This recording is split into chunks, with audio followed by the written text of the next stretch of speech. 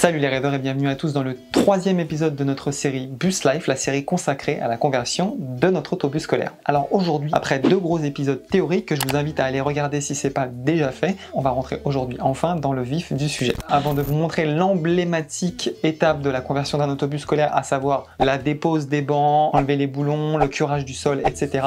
On tenait encore une fois dans une volonté pédagogique de vous montrer vraiment de quoi on part. On a donc décidé de vous faire une vidéo exclusivement consacrée à l'état initial de notre autobus scolaire. Après, ça vous permettra vous aussi peut-être de vous en inspirer pour vous aussi faire des contrôles et regarder différents points lors de l'achat de votre autobus, et peut-être même que ça vous apportera un regard que vous n'auriez pas pensé forcément avoir. Très rapidement, je vous mets dans le contexte parce que pour moi c'était assez intéressant de monter cette vidéo parce que les images datent quand même d'il y a plus de 18 mois.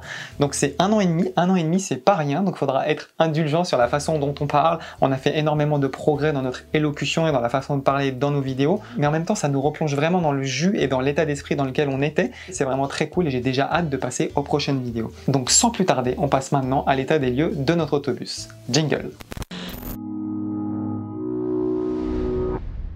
Salut les rêveurs, nous c'est Romain et Nadia, 2 créateurs libres et nomades sur les routes des Amériques. Chaque semaine, on vous propose un moment d'évasion et de réflexion au cœur de notre moving life. De la pleine nature, de la bus life, des voyages et du mentorat. Voici tout ce que vous pourrez trouver chez nous. Alors soyez les bienvenus les rêveurs sur plan d'eau de Moving Life.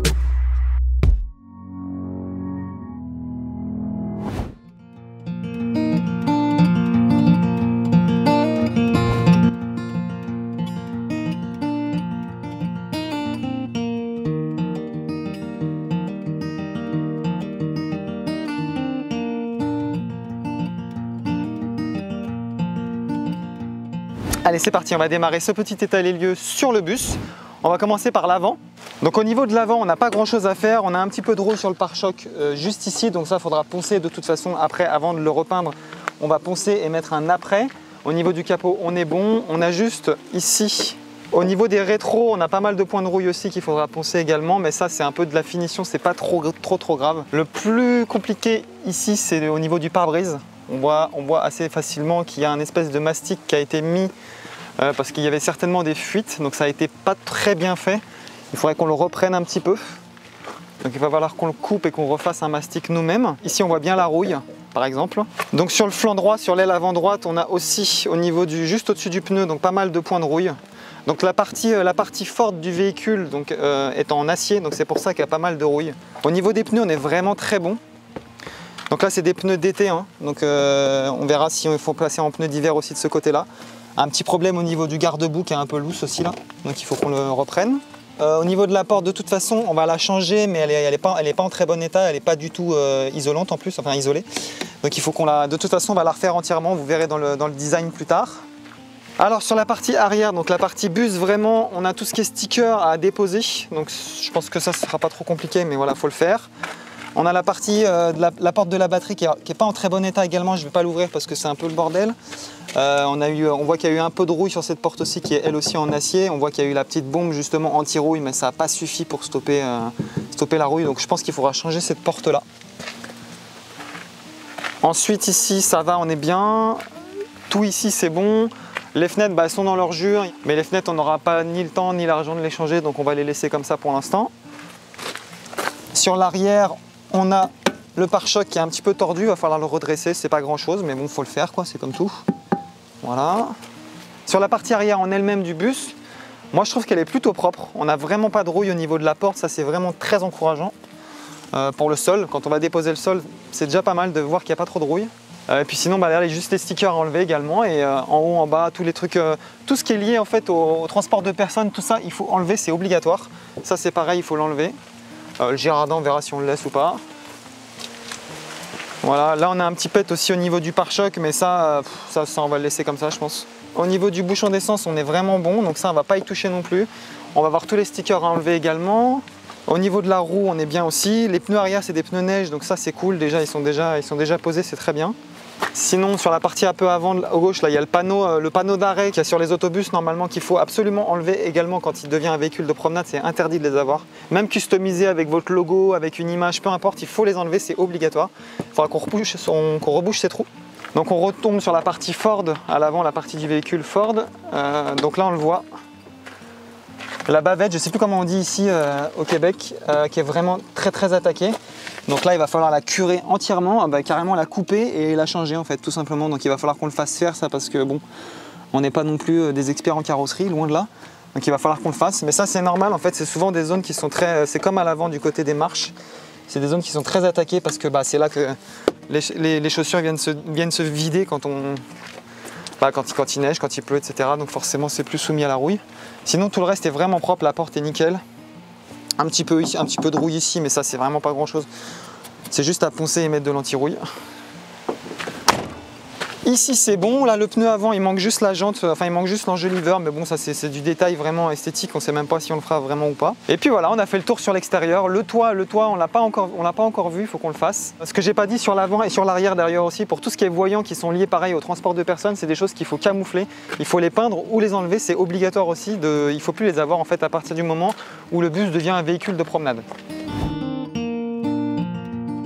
Pour tout ce qui est extérieur, c'est terminé. Je vais juste vous montrer maintenant en dessous le véhicule pour vous montrer un peu l'état de la rouille en général parce que c'est vraiment ce qui est problématique ici au Québec, c'est la rouille. En tout cas, on a de la chance, elle est vraiment pas dégueulasse et c'est vraiment encourageant aussi pour le sol à l'intérieur. Alors bien évidemment, étant donné que le bus est de 2004 et qu'il a servi à la fois au Québec et aux îles de la Madeleine, le plancher est bien évidemment rouillé. Ceci dit, ce qui est vraiment important de regarder, c'est la partie structurante du bus, c'est-à-dire la frame comme on dit ici. C'est comme qui dirait l'ossature du bus, ça c'est très important de regarder qu'en fait la corrosion n'a pas commencé à manger l'acier. Là on se rend compte évidemment qu'il y a de la rouille, mais on voit encore l'acier d'origine dessous et surtout on ne voit pas d'endroit où la rouille est un petit peu attaquée, mangée, comme si elle avait commencé vraiment à attaquer la matière en profondeur. Donc ça c'est vraiment très bon. Ici sur l'arrière du véhicule, on se rend compte évidemment qu'il y a de la rouille aussi, mais on voit ici aussi des parties où l'acier est encore brut, ou en tout cas avec un protecteur, donc c'est vraiment bon signe. On va maintenant attaquer la partie intérieure, mais on va switcher, c'est Nadia qui va vous faire la présentation. Bienvenue à l'intérieur du bus, on va continuer l'état des lieux, on va profiter parce qu'il pleut dehors pour vérifier l'étanchéité du véhicule. Alors déjà, moi je rentre pile poil à l'intérieur du bus, quand je me tire un petit peu je touche le plafond, donc pour Romain ça va être un petit peu plus compliqué. On verra le projet plafond plus tard. En attendant, l'ensemble du véhicule à l'intérieur est relativement propre, il n'y a pas vraiment de soucis à noter. Donc le plafond est en aluminium. Les fenêtres aussi, la plupart sont en bon état. Il y en a certaines qui ont un peu plus de mal à se fermer que d'autres, donc ça va falloir vérifier pour l'isolation également. Donc on a les speakers existants qu'on va garder puisque la sono est pas mal en fait, on a noté ça. Donc je pense qu'on les gardera pour avoir la musique dans l'ensemble du bus. On va aller voir ensemble le tableau de bord. Alors l'avantage de ce tableau de bord, c'est que ce véhicule date de 2004, donc en gros c'est assez sommaire, c'est assez simple.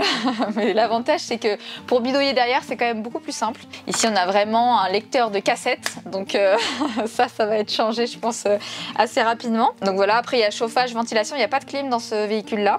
Donc là en fait ça va être vraiment les boutons qu'on va plus vraiment utiliser puisque c'est les boutons qui sont liés justement, ça ce sont les feux scolaires, ça c'est le chauffage et là c'est la ventilation.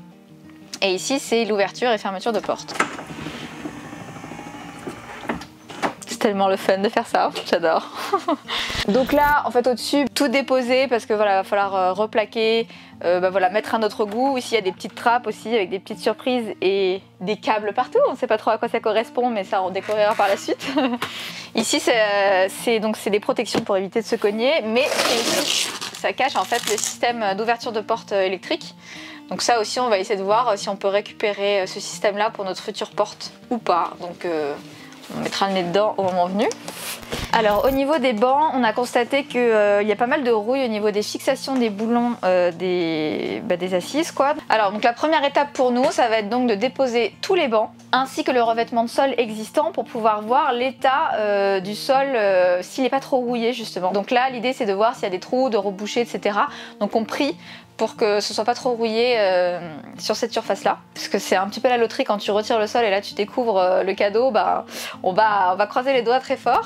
Alors là à l'heure actuelle le bus est plaqué lourd encore, là ce qu'il faut qu'on fasse c'est qu'on dépose tous les bancs et le sol pour pouvoir aller le refaire peser et le refaire immatriculer en véhicule de promenade. En fait il faut que le véhicule pèse moins de 3000 kg en masse nette pour qu'il puisse être immatriculé de cette manière. Donc là il est actuellement à 3200 kg en masse nette, donc il faut qu'on gagne 200 kg, donc en espérant que tout ça pèse son poids et fasse le travail. Et voilà les rêveurs, cet état des lieux est maintenant terminé. J'espère que ça aura été intéressant pour vous. Je pense que pour avoir une vue complète sur la conversion, c'était vraiment intéressant d'avoir vraiment une vision de l'état initial de notre autobus pour voir de quoi on part et jusqu'où on va aller. Ça vous permettra de comprendre ce qu'il est potentiellement possible de faire justement. Donc si jamais cette vidéo vous a plu, encore une fois, n'hésitez pas à la liker, n'hésitez pas à nous laisser un petit commentaire pour dire ce que vous en avez pensé. N'hésitez évidemment pas à vous abonner, encore une fois c'est très important, abonnez-vous et activez la petite cloche, c'est vraiment le meilleur moyen que vous avez de nous soutenir. Pour ce projet, je vous rappelle que nous avons 3 partenaires officiels que sont donc GoByAva, notre assurance voyage au Canada. Le second partenaire c'est Marche au Bois, chez qui nous effectuons les travaux de notre autobus. Merci encore une fois profondément à lui. Et le troisième partenaire, c'est Demax, qui nous a donc fourni les matériaux écologiques d'isolation pour notre autobus que vous découvrirez dans la saison 2.